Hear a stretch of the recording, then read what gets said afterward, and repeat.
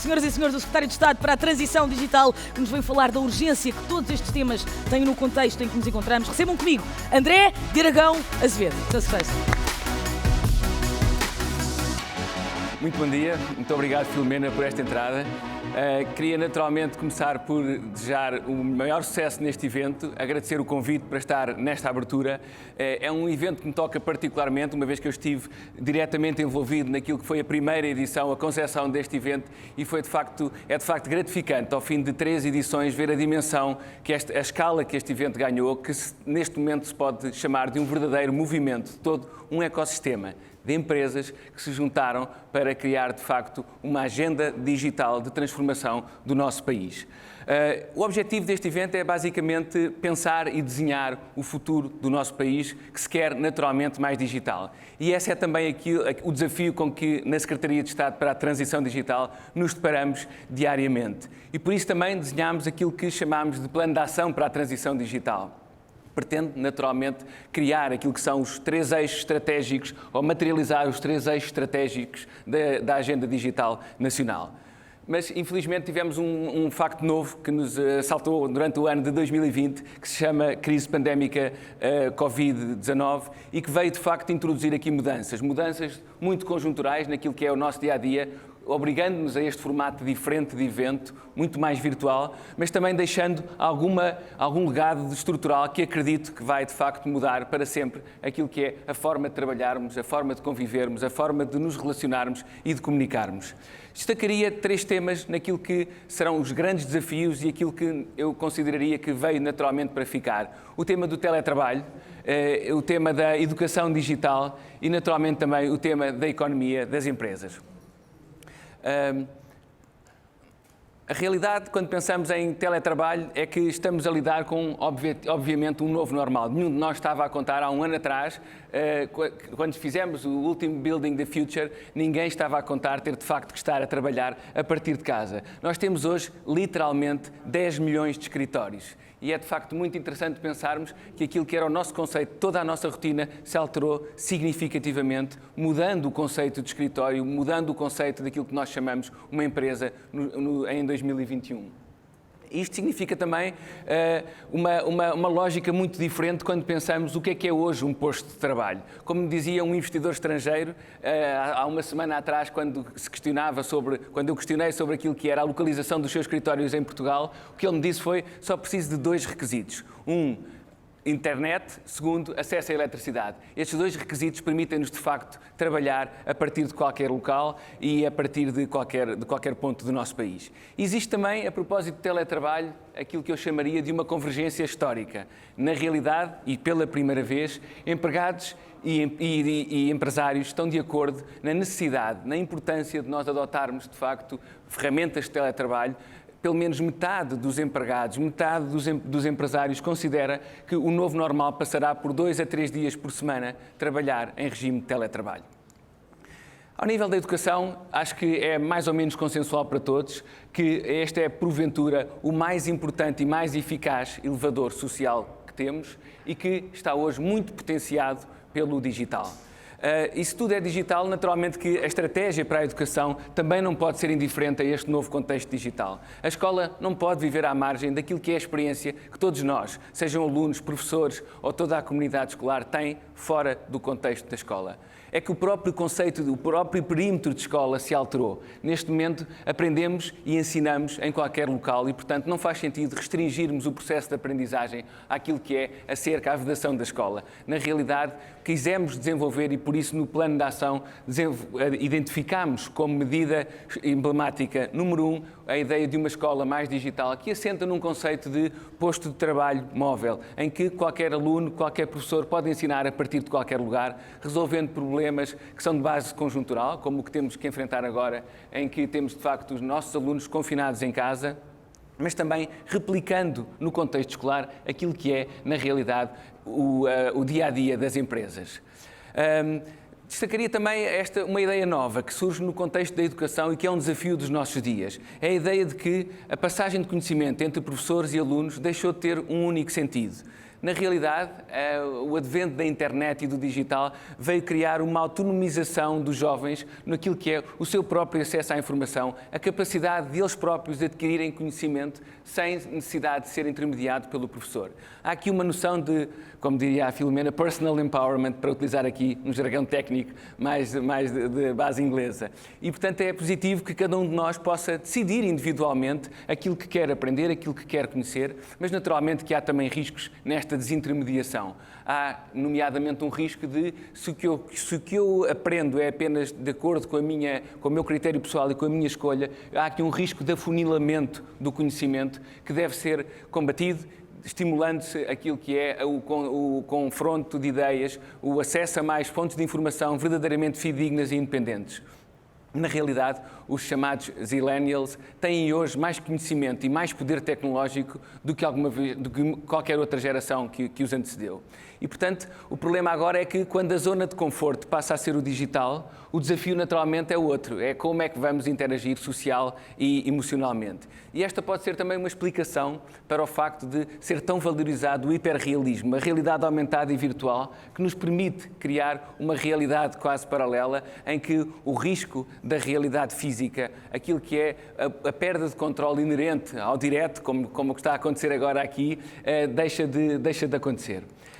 Finalmente, também, ainda em matéria de educação, é importante referirmos que a era digital e a crise pandémica, em particular, vieram-nos convocar para aquilo que é a necessidade de nos reinventarmos, para respondermos a um outro desafio e que tem a ver com o emergir de novas entidades formadoras, na realidade corporizadas por empresas. Nós estávamos habituados durante séculos ou décadas a que a capacidade de ensino estava restrita ou localizada apenas em determinadas instituições. Acontece que, com o advento do digital, com o surgimento destas empresas que estão a fazer um novo mercado, que estão a criar novas tecnologias, na realidade são elas as entidades que estão verdadeiramente capacitadas, em muitos casos, para nos ensinar aquilo que é o estado da arte destas mesmas tecnologias emergentes. E, portanto, é importante que nós tenhamos a capacidade de perceber que há novos atores no ecossistema de educação e de que temos que reinventar todo o nosso ecossistema de educação e de ensino para conseguirmos responder àquilo que o nosso mercado está à procura. Há um risco efetivo de disrupção do sistema de ensino e do seu modelo, tal como o imaginámos ao longo de séculos, e temos que ser capazes de perceber e de nos reinventarmos. E isto passa, por exemplo, por iniciativas como a do Upskill, que muitas das empresas que estão aqui representadas no Building the Future se associaram desde a primeira hora, porque corresponde efetivamente a uma iniciativa inovadora no sentido em que aproxima entidades formadoras das empresas, dos formandos, criando de facto novas ofertas formativas muitíssimo mais alinhadas com aquilo que o mercado de trabalho está à procura. E, portanto, é exatamente este novo conceito, esta capacidade de criatividade que nós temos que estar à procura. Temos que promover. Em relação àquilo que é o terceiro tema que gostava de vos falar, tem a ver com o impacto e a transformação ao nível da nossa economia, que é hoje muito mais digital. Quando falamos das empresas e da economia digital, o que constatamos é que 2020 foi efetivamente um ano de fortíssima aceleração naquilo que é a transição das nossas empresas para o digital. De acordo com dados de 2020, 90% das nossas PMEs já considera ter dado início ao processo de digitalização. E este universo de PMEs está basicamente dividido em três grupos. Um primeiro grupo, de 28%, que declara que já concluiu o seu processo de digitalização, 50% diz que está basicamente em trânsito e 22% declara que ainda não iniciou. E é muito curioso repararmos que a percentagem de empresas que declara que ainda não iniciou o seu processo de transição digital é exatamente o mesmo número que em 2020 tínhamos de cidadãos portugueses que se declaram nunca ter utilizado a internet. Ou seja, há uma conclusão óbvia. As empresas são de facto feitas por pessoas e para pessoas e a realidade que nós encontramos na nossa sociedade está também espelhada no nosso tecido empresarial. Para destacar também em termos de economia digital aquilo que são aspectos mais positivos e aspectos mais negativos naquilo que foi o salto entre 2019 e 2020 por via também do efeito da pandemia. Como positivo, destacaria a presença na internet das nossas empresas. Houve um salto gigantesco de 40% para 60%. Tínhamos 40% de empresas que declaravam ter presença digital e temos agora 60% de empresas com presença na internet. De negativo, ou seja, de desafio que ainda temos pela frente, destacaria alguns aspectos. Um primeiro, apenas 25% das PMEs declara que têm, de facto, uma efetiva integração entre aquilo que é a sua loja física e a sua loja online. Há mais dois dados também igualmente desafiantes. Apenas 20% das empresas em 2020 declara estar presente em plataformas de e-commerce e apenas 27% das nossas empresas declara utilizar dashboards de analítica avançada, aquilo que imagino que neste fórum seja uma ferramenta básica de gestão. E, portanto, a digitalização tem que estar muito mais focada naquilo que é a efetiva transformação do modelo de negócio, do core da atividade das empresas e menos em aspectos mais de caráter embrionário ou administrativo. No sentido de acelerarmos ou de contribuirmos para esta aceleração da transformação digital do nosso ecossistema económico, eu destacaria aqui brevemente 4 medidas que implementámos recentemente e que estavam previstas em sede de Plano de Ação para a Transição Digital. O primeiro tem a ver com uma rede de Digital Innovation Hubs, cuja call está neste momento a decorrer e, portanto, desafio as empresas que estão neste fórum a organizarem-se enquanto consórcios e a responderem, cada uma no seu setor, no sentido de criarmos um cluster económico por cada uma das áreas de atividade. A segunda iniciativa tem a ver com as zonas livres tecnológicas. Consideramos, e é mais ou menos consensual, que em algumas áreas particularmente reguladas há alguma dificuldade de testagem, de experimentação, de inovação. E, portanto, o desafio a que nos propusemos foi de criar um enquadramento legislativo e regulatório que efetivamente nos permita responder à necessidade de inovarmos. Nunca, como agora, foi tão preciso sermos capazes de inventar e de descobrir novas soluções e novos produtos. A terceira iniciativa tem a ver com uma nova framework de cloud, um novo enquadramento regulatório e legislativo que permita, de facto, às empresas, e em particular à administração pública, implementarem soluções assentes em cloud, com a convicção de que a cloud é, de facto, indutora de agilidade, de escalabilidade, de velocidade na transformação digital e de eficiência, sobretudo. Finalmente, uma quarta medida que tem a ver com o lançamento de um novo conceito, o conceito de selo digital, enquanto ferramenta de apoio às empresas na sua certificação em várias dimensões do digital. Estamos a falar de privacidade, estamos a falar de cibersegurança, estamos a falar de sustentabilidade e estamos a falar de usabilidade.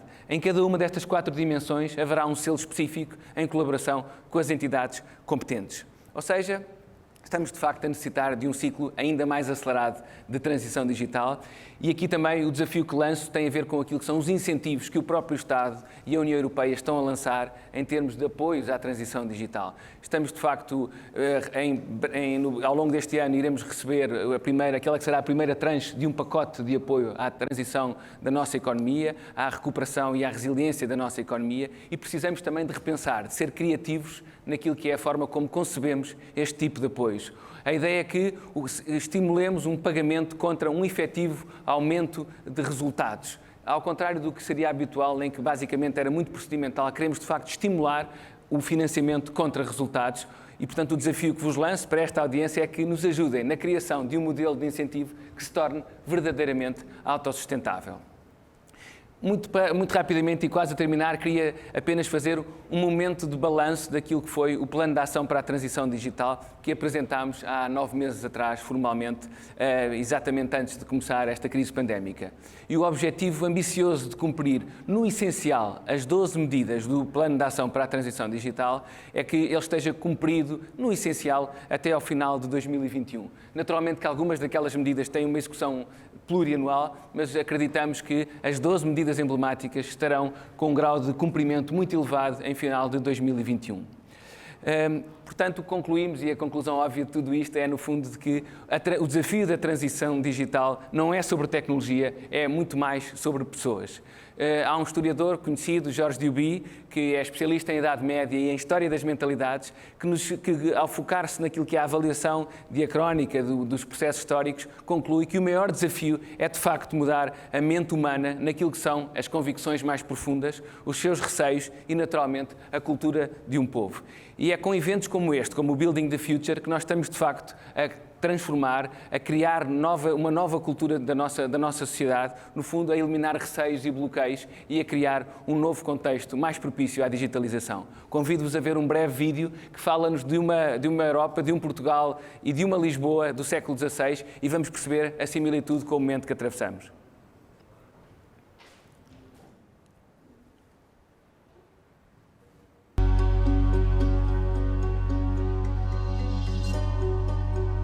This is art that captures a moment when the balance of military and economic power meant that Europeans and Africans encountered one another on terms of relative equality. It's believed that the artist who produced this, whose name has been lost, was from the Netherlands. But this is not a picture of Delft or Amsterdam. This is Lisbon. This is Lisbon in the 16th century, at the very height of Portugal's global trading empire. It's a part of the city called the King's Fountain, and the fountain is shown here. What's striking about this picture is the people.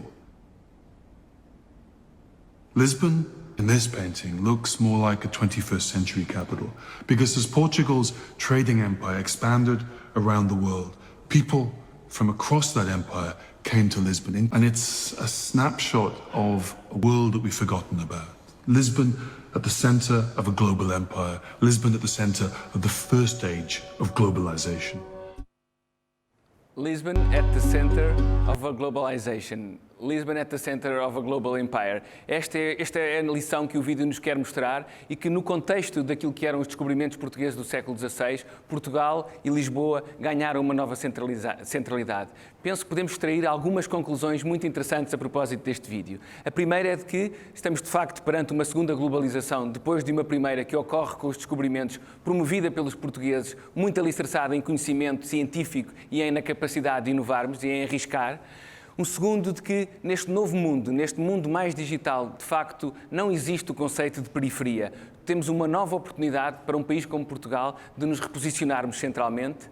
A terceira conclusão óbvia é de que sociedades mais abertas, sociedades mais inclusivas, são naturalmente, do ponto de vista cultural, muito mais interessantes e muito mais competitivas do ponto de vista económico. E no final do dia, seja no século XVI ou no século XXI, o que contam são, de facto, as pessoas. E eu diria que nesta era digital, Portugal tem novamente a oportunidade de se tornar um ator central. Contamos com o Building the Future, contamos com todos vocês, com as vossas empresas, para nos reposicionarmos e embarcarmos nesta viagem, posicionando Portugal no centro daquilo que é a segunda globalização. Muito obrigado. Senhor Secretário de Estado, desculpe, eu sei que está ocupadíssimo. Estamos a manter a distância. Temos para aí 4 metros entre nós. Chega? Sim, acho que está perfeito. Muito obrigada por ter vindo. Eu é que agradeço. Muito inspirada pelas suas palavras e pelo vídeo também. Não conhecia. Senhor Secretário de Estado, eu ia só... Eu sei que tem o dia ocupadíssimo, deve ter mais do que fazer do que me estar a aturar, bem sei. Mas nós já nos cruzámos. Mas eu queria aqui aproveitar a sua excelsa presença.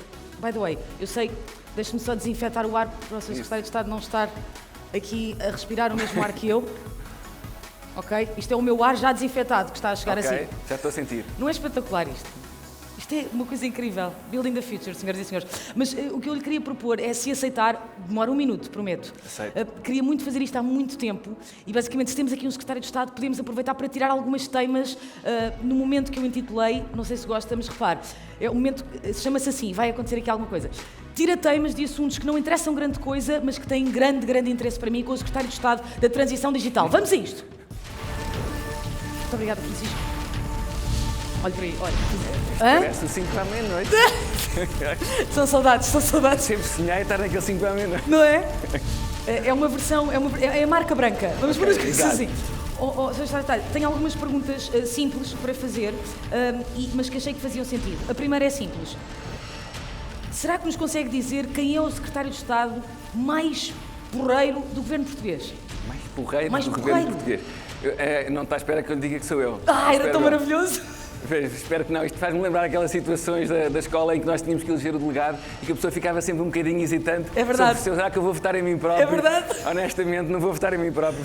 Era deselegante, mas não consigo dizer que é o mais porreiro. Foi algum delegado na escola? Fui. Foi de quê? Fui delegado das turmas que não era sequer disciplina. Eu fui delegada pastoral. Pastoral? Imagine-se. Não sei o que é que a minha... Eu acho que foi para gozarem comigo. Acho que foi um bocadinho isso. Tenho mais uma pergunta. O ministro mais divertido? o ministro mais divertido. Confesso que depois destes 10 meses de pandemia não tem sido possível revelar muito desse sentido de humor, honestamente. Acho que a pressão é de facto alta e tem sido complicado para gerir. E, portanto, o sentido do humor não é propriamente a característica. Mas por isso é que eu estou a fazer isto, porque acho que vocês estão sob uma pressão tremenda há mais de 10 meses, como disse, e acho que também precisam de respirar um bocadinho, caramba, vocês também precisam de relaxar. E se vocês não estiverem relaxados, nós também estamos aqui todos... Tenho mais uma. Sendo o secretário de Estado da Transição Digital, há coisas muito importantes como esta. Por exemplo, quando se começa um vídeo de um youtuber, o que é que prefere? Como é que é a malta ou olá pessoal? O que é que acha? Tentando me colocar no papel de um youtuber, tenho receio que ao fim de um ano eu comece com excelentíssimas senhoras e excelentíssimos senhores. Um zero. Não sei, acho que vai ser mais por aí que eu ia dizer. Imagina um youtuber, excelentíssimas senhoras, excelentíssimos senhores. Visualizações. O que isso, se calhar ia surpreender, é que às vezes é preciso inovar, é mesmo no negócio do youtuber que temos que inovar. É sair da caixa. É sair da caixa, que é sempre o olá malta, olá pessoal, temos que inovar. Vou experimentar, porque esta é a grande dica. O que é um unboxing, Sr. Secretário de Estado? Tem ideia? Um unboxing? Tenho ideia porque eu tenho 3 filhos e, portanto, sou muitas vezes sujeito ao calvário de assistir a um unboxing. Basicamente, o unboxing é um processo de desempacotamento profissional por um youtuber que explica com grande minúcia e muitas vezes do ponto de vista até muito extenso o que é um gadget que aparece. Estamos a falar de unboxing de coisas, não é? Pessoas, não é? Claro, senão seria outra coisa, tipo striptease, uma coisa assim. É disso, não? Eu adorei o calvário do unboxing. Isso é um vídeo, vou fazer um vídeo desse, o calvário do unboxing, inspirado pelo Secretário de Estado. Só tenho mais uma que é, sabe o que é um bot? Sei. E sabe o que é uma sex bot? Consigo imaginar uma coisa horrível. Vinha aqui fazer uma queixa pessoal. É uma epidemia. É horrível. Os sexbots são uma coisa horrível. Não sabia que existia sequer uma epidemia de sexbot. É horrível. É umas fotografias de umas senhoras muito expostas que dizem umas coisas muito expostas. Pronto, enfim. Okay. Só tenho mais um, que é... Raquelzinha, posso dar aqui, devidamente desinfetada, temos uma placa para si, e basicamente temos aqui alguns vídeos e para saber a sua sensibilidade ao que se passa no YouTube. De um lado diz épico, do outro lado diz fail, e vamos ver o vídeo, vamos pará-lo e saber se o Secretário de Estado consegue então adivinhar o que é que vai acontecer. Vamos ver o primeiro vídeo, vamos a isto. Isto é muito rápido, tem mais de 30 segundos. Okay. Temos o primeiro vídeo, vamos a ele. Ok? Está aqui.